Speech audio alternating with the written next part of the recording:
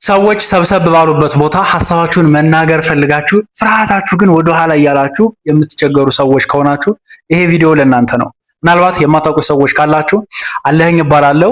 ስራዬ ምንድነው? እናንተንና ሐሳባችሁን በተለያየ ቦታ ከተለያዩ ሰዎች ጋር ስትገናኙ በኮንፊደንስ በነፃነት እንዲሁም ደግሞ በእርጋታ መግለጽ እንድትችሉ አግዛለሁ። በዛሬው ቪዲዮ የማስተምራችሁ ደንበኞች ጋር ለውጥ ያመጡ 6 ተግባራዊ የምታደርጓቸውን ቀላል ፍርሃት ሲሰማችሁ ስብሰባ ላይ ፕሬዘንቴሽን ላይ መናገር ፈልጋችሁ አዳዲስ ሰዎች ጋር መገናኘት ፈልጋችሁ የፍርሃት ስሜት ሲሰማችሁ ወዲያውኑ የምትሞክሯቸው 6 ቴክኒኮችን ይሆናል። በተለይ 6ኛው ወዲያው ቶሎ ሞክራችሁት ለውጥ የሚያመጣ እኔንም እጅግ በጣም የሚያግዘኝ ቴክኒክ ስለሆነ ቪዲዮውን እስከ መጨረሻው መመልከታችሁን አትዘንጉ።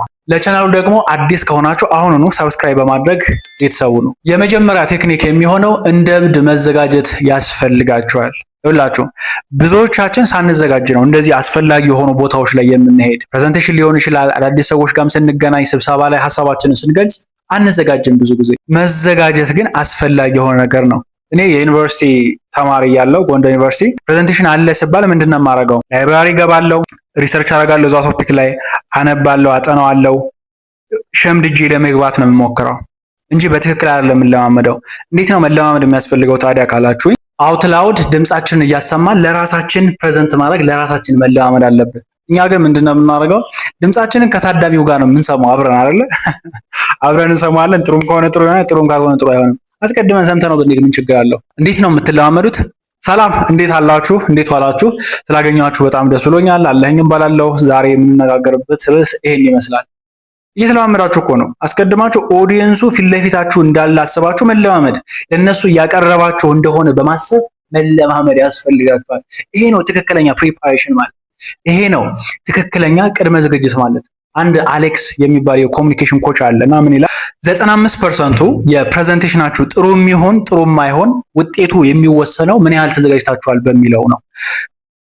ለምን ፕሬዘንት ስታደርጉ ካልተዘጋጃችሁ ትኩረታችሁ የሚሆነው ወይኔ እሺ ይሄን ከተናገርኩ በኋላ ምን ልናገር ወዴት ነው የሚሄደው የሚለው ነው የሚያስጨንቃችሁ እንጂ ሪሊ የምታወሩት ነገር አድማጫችሁ ላይ ደረሰ አልደረሰ፣ እነሱን በትክክል እያያችሁ ኢንጌጅ አደረጋችሁ አላደረጋችሁ፣ ጥያቄ ጠየቃችኋቸው አልጠየቃችኋቸው ጉዳያችሁ አይሆንም።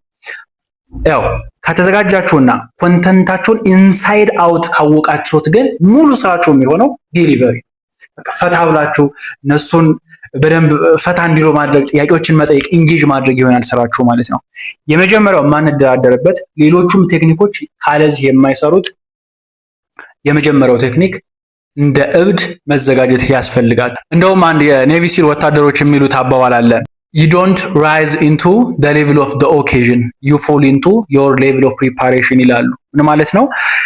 የምታወሩበት አጋጣሚ ከፍ ባለ ቁጥር የእናንተም የምትናገሩበት ፕሬዘንት የምታረጉበት አቅማችሁ ከፍ ይላል ማለት አይደለም። ሁሌም ቢሆን ምን ያህል ተዘጋጅተናል ወደሚለው ነው የምንወድቀው። ጥሩ ከተዘጋጃችሁ ጥሩ ፕሬዘንት ታደርጋላችሁ። ጥሩ ካልተዘጋጃችሁ ደግሞ ጥሩ ፕሬዘንት ላታደርጉ ትችላላችሁ። ይሄ የሚያሳየው ምንድነው? ምን ያህል ፕራክቲስ ማድረግ እንዳለብን ያስፈልጋል። እንዘጋጃለን እኮ ሁላችንም፣ የምንዘጋጅበት መንገድ ግን ልክ አይደለም ነው እያልኳችሁ ያለሁት። አስቀድመን ሪሄርስ ማድረግ ማለት ድምጻችንን እየሰማ ነው እያቀረብን እንደሆነ በማሰብ ኦዲየንሱ ፊት ለፊት እንደሆነ በማሰብ ፕሬዘንት ማድረግ ያስፈልጋል፣ አስቀድማችሁ ከማቅረባችሁ በፊት። ሁለተኛው ቴክኒክ ምንድነው? የምታወሯቸው ሰዎች ጋር ትኩረታቸውን አድርጉ ፕሊዝ። ይሄን ስላችሁ ከኔም ኤክስፒሪየንስ ነው፣ ለደንበኞችም የማስተምረውን ነገር ነው እየነገርኳችሁ ያለሁት። በዋናነት 3 ክፍሎች አሉት የፕሬዘንቴሽን ወይም የንግግር። አንደኛው መልእክታችሁ ነው፣ ሁለተኛው ታዳሚያችሁ ነው፣ ሶስተኛው ተናጋሪው ነው፣ እናንተ ናችሁ ማለት ነው። እኛ ግን ትኩረታችንን የምናደርገው ራሳችን ላይ ነው አይደለ? ወይኔ እስኪ አለባበሴን እስኪ በደንብ ኢምፕረስ ያጋችሁ ጽድት ፋ ብዬ ለብሼ ልሄድ፣ ፀጉሬን በደንብ ተስተካክዬ እሄዳለሁ፣ ንግግሬ ቆንጆ እንዲሆን ነው ፈልገው፣ እነሱን በደንብ ማሳመን ፈልጋለሁ፣ ንግግሬ ሐሳቤ ቆንጆ እንደሆነ ማሰብ እንዲችሉ ነው ማረጋቸው። እሱ ለኦዲየንሱ ኬር አያደርግም። በነገራችሁ ላይ እንደዛ አሰባችሁ አላሰባችሁ ኦዲየንሱ እናንተ ንግግር ስታደርጉ የሚፈልገው የሚጠይቀውም ጥያቄ ይሄ ሰው እየተናገረ ነው ለኔ ምን ይጠቅመኛል የሚል ጥያቄ እየጠየቀ ነው። እሱን እየመለሳችሁ መሄድ ያስፈልጋል። ያ ማለት ንግግር የምናደርገው ለምናወራቸው ሰዎች ነው። ራሳችን ላይ ትኩረት አለማድረግ ቀላል አይደለም፣ ከባድ ነው። በተቻለ መጠን ግን አብዛኛውን ትኩረታችሁን የምታወሯቸው ሰዎች ጋር ትኩረት ማድረግ፣ እነሱን ለማገልገል፣ እነሱ ጋር የሆነ ዋጋ ለማሳደር፣ ለመጨመር፣ አድ ለማድረግ መሞከር የሚገርም ቴክኒክ።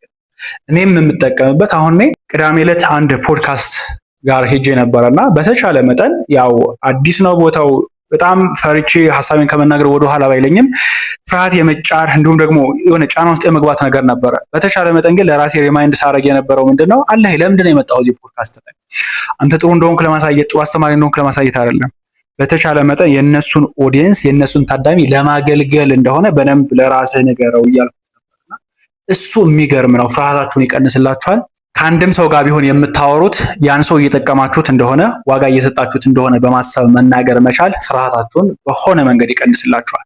ሶስተኛውና ቶፕ የሚባሉ አትሌቶች የሚጠቀሙበት ቴክኒክ ደግሞ አስቀድማችሁ የመጀመሪያዋን ንግግራችሁን ቪዥዋላይዝ አድርጋችሁ መግባት፣ እሱን ከዝግጅት ጋር ደምራችሁት ማለት ነው።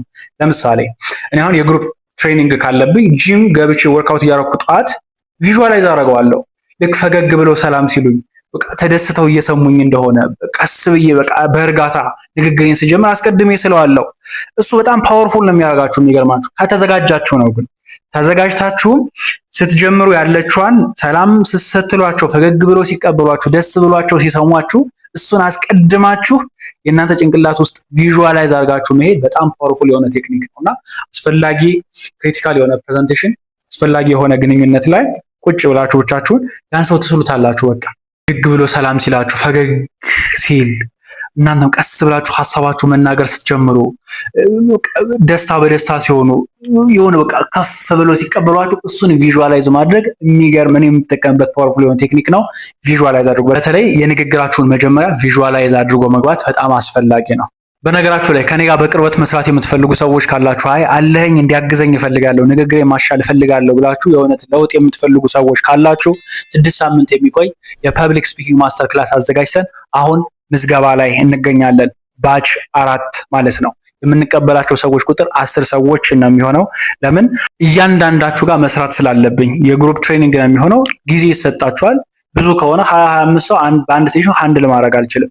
10 ሰዎችን ነው የምንቀበለው። ቦታው ሳይሞላባችሁ ቶሎ ለመመዝገብ ታች ላይ ስልክ ቁጥር እናስቀምጥላችኋለን። እየደወላችሁ ተመዝገቡ።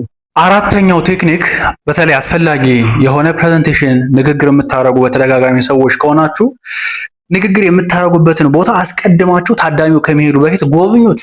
ባዶ ወንበር ላይ ቁጭ ብላችሁ እስኪ ራሳችሁ ፕሬዘንት ስታደርጉ ተመልከቱት። ማንም ሰው ሳይኖር ጎብኙት፣ ዙሩት በደንብ። የቱ ጋ ነው ስላይድ ፕሬዘንት የማደርገው፣ የቱ ጋ ነው ፕሮጀክተር የሚቀመጠው። በተቻለ መጠን ያንን ቦታ ፋሚሊያራይዝ ለማድረግ ሞክሩ፣ አዳፕት አድርጉት። ለምን መሰላችሁ? ለጭንቅላታችን የማይታወቅ ነገር በሙሉ ያስፈራዋል። እሺ፣ እና ዓላማችንም የማይታወቀውን ነገር እንዲታወቅ ማድረግ ነው። ለዛ እኮ ነው አሁን በተደጋጋሚ ያተናገርንበት መድረክ ላይ ብዙ ፍርሃት አይኖርም፣ ነፃ ሆነን እናወራለን። ቦታው ሲቀየር፣ ሰዎች ሲቀየሩ፣ ቁጥራቸውን በዛ ሲል ያ ጫና ውስጥ እንገባለን፣ መፍራት እንጀምራለን። የዛኔ በተቻለ መጠን 10 ደቂቃ 15 ደቂቃ አስቀድማችሁ ግን በተቻለ መጠን ቶሎ ለመላመድ ሞክሩ። እኔ አሁን ክፍለ ሀገር ነው ተወልጄ ያደግኩት። እዚሁ አዲስ አበባ አንዳንድ ቦታዎች ላይ ሲሄድ በጣም የሚገርም አይነት ቦታ ላይ ሄዳለሁ። ሂጄበት የማላውቅበት ቦታ እንደው ለመርገጥ እንኳን በጣም የሚያሳቅቃቸው ቦታ አለ። በሩ እንዲህ ነው በዛ ነው የሚከፈተው የምትሉት አይነት ቦታ ችግር የለውም። እሱ እንደዚህ አይነት ቦታ ሄዳችሁ ማጣው ከሆነ ግን አዳፕት አድርጉት። ቶሎ ፋሚሊያራይዝ ለማድረግ ሞክሩ። እሱ ፍርሃታችሁን ይቀንስላችኋል። አምስተኛ ተግባራዊ የምታደርጉት ቴክኒክ አስቀድማችሁ የምታወሯቸውን ሰዎች ማወቅ ነው። ኦዲየንሳችሁን ማወቅ። አሁን ምንም አይነት ንግግር የሚጀምረው ከሱ ነው። ኦዲየንሱን ካላወቃችሁት ምን እንደምትሉ ራሱ አታውቁ። ፍርሃት ይኖራል ማለት ነው። አሁን ህፃናትን ስታስተምሩና አዋቂዎችን ስታስተምሩ፣ ነጋዴዎችና ፕሮፌሽናልስ የተለያየ ኦዲየንስ ነው። የተለያየ ኤንጌጅመንት ይፈልጋል። የተለያየ ኮንተንት ይፈልጋል። አንደርስታንዲንጋቸው፣ ባክግራውንዳቸው፣ ተማሩ አልተማሩ፣ እድሜያቸው ከስንት እስከ ስንት ነው፣ ጾታቸው፣ ይሄ ሁሉ ነገር ማታ ያደርጋልና አስማች አስ ፖሲብል ኦዲየንሳችሁን ለማወቅ ሞክሩ። ታዳሚያችሁን ሪሰርች ለማድረግ ሞክሩ። አስቀድማችሁ እወቁት። ኢቭን አንድ ሰው እንደው ምን ሲል ሰማሁት፣ እኔ የማወራቸውን ሰዎች ፎቶ ራሱ ባይ የሆነ ፍርሃቴን ፕሬሸሩን ይቀንስልኛል። ኢማጂን ማን እንደሆኑ ባወቅን ቁጥር ፍርሃታችን ይቀንሳል። የት እንደሆነ ባወቅን ቁጥር ፍርሃታችንን መቀነስ እንችላለን። ወዳጆቼ ፍርሃት የሚመጣው ሁልጊዜም ቢሆን ካለማወቅ ስለሆነ የማይታወቀውን ነገር እንዲታወቅ ባደረግን ቁጥር እኛ ጋር የሚኖረውን ጫና፣ እኛ ጋር የሚኖረውን ፍርሃት መቀነስ እንችላለን። ስድስተኛውና ስትሞክሩት ወዲያው ደግሞ ፍርሃታችሁን የሚቀንስላችሁ ቴክኒክ እኔም የምወደው እኔንም የሚያግዘኝ በአፍንጫችሁ አየር ማስገባት ነው። በተለይ መናገር ከመጀመራችሁ በፊት አሁን የእናንተ ተራ ሆኖ ንግግር ልታደርጉ ነው። ተራችሁ ደርሷል። የሆነ ሰው ከተናገረ በኋላ እናንተ ናችሁ። የዛኔ የልብ ምታችሁ ይመታል አይደለ? የልብ ምታችሁ ይመታል፣ ትርበተበታላችሁ። ድምጻችሁ ሼክ ያደርጋል፣ ሰውነታችሁ መንቀጥቀጥ ይጀምራል። ማድረግ የምትችሉት ነገር በአፍንጫችሁ ቀስ ያለ የተረጋጋ አየር በማስገባት ማስወጣት ነው። ልክ እንደዚህ። አሁን በካልም ሆናችኋል። 3 ማድረግ ትችላላችሁ። ከዛ ቀስ ብላችሁ ንግግራችሁን ትጀምራላችሁ። ከዛ እየለቀቃችሁ ፈታ እያላችሁ ስትሄዱ ኦዲየንሱን ኢንጌጅ ማድረግ፣ ድምጻችሁን ማቀየር ይቻላል። አይ ሆፕ ቪዲዮ ጠቃሚ እንደነበረ ከተመቻችሁ ላይክ አድርጉት፣ ለጓደኞቻችሁም ላኩላቸው። ንግግራችሁን መድረክ ላይ ወጣችሁ ሀሳባችሁን የምትገልጹበትን አቅማችሁን ደግሞ ሌላ ሌቭል ማድረስ የምትፈልጉ ሰዎች ከሆናችሁ ትክክለኛ ቦታ ነው ያላችሁት። አሁን ነው ሰብስክራይብ በማድረግ ቤተሰቡ ነው። በሌላ ቪዲዮ እስክንገናኝ ድረስ ቸርን ሰንብት።